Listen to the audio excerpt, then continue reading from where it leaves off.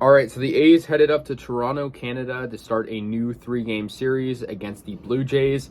And yeah, in game one, unfortunately, the A's lost to the Jays by a final score of 4-1. It was a pretty close game. It was pretty exciting, but the A's just couldn't finish. And the Blue Jays had multiple 2-out rallies that, kind of led them to victory. And they led early in the game as well, so it kind of set the tone. The A's had Dalton Jeffries on the mound.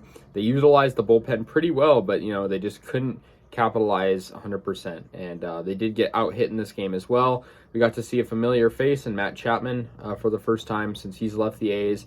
And yeah, so anyways, let's get into the action. So yeah, Vladimir Guerrero Jr. hit a solo homer in the bottom of the first inning off Jeffries. I mean, Vladimir Guerrero is one of the best home run hitters in the league, if not the best, and so I wasn't super surprised. He's been hitting a lot of homers this year. He has 5 on the year already, and yeah, so that made it 1-0 Blue Jays. It was a solo shot, and yeah, it was a very far home run as well.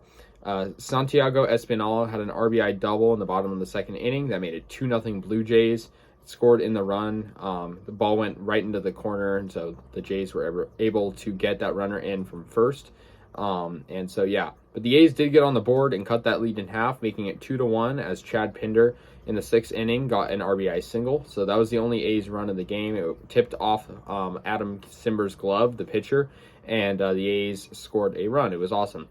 But unfortunately, they wouldn't score anymore. For the Blue Jays in the bottom half of that 6th inning, Zach Collins got an RBI single. That made it 3-1 Blue Jays, and that was annoying because the A's right before that had a double play that I thought would hopefully get them out of that inning that started off poorly, but it didn't. And then yeah, so Lourdes Gurriel got an RBI double in the bottom of the 7th. Tony Kemp dove for it, didn't get it, and made it 4-1 Jays in the bottom of the 7th. And then Jordan Romano got the save for the Blue Jays, and they beat the A's by a final score 4-1. So the A's, their offense and hitting was just really lackluster today. I mean, I think their pitching was okay, but yeah, unfortunately they didn't win. They're going to play these guys. We'll have 2 more shots at these guys, 2 more opportunities to win. But yeah, it was close, but we just couldn't capitalize when we needed to. But it was just, I think when you're coming off a strong first week of the season, you're going to, things are going to change. And I think the A's offense was doing really good against the Rays in that series. So I'm not super surprised that it died down a little bit in this game. Dalton Jeffries did okay and went forward in the 3rd inning. 2 runs, 2 strikeouts, 1 walk, 1 home run, which is to Guerrero, and 7 hits. I mean, not a terrible performance, but I think Dalton Jeffries had a very strong first performance of the season, so I sort of expected more of him. But, I wasn't, super mad with what he did. It was also Jackie Robinson Day today, so every player and everybody wore 42.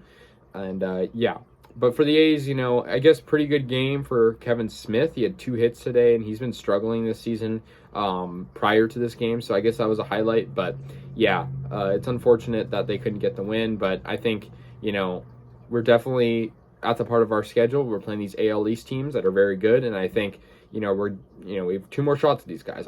I think the A's will make it interesting, and I'm not worried at all.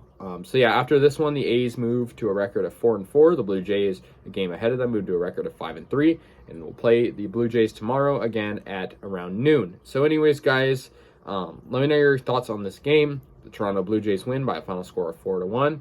And yeah, so anyways, guys, I'll see you guys later. And yeah, go A's.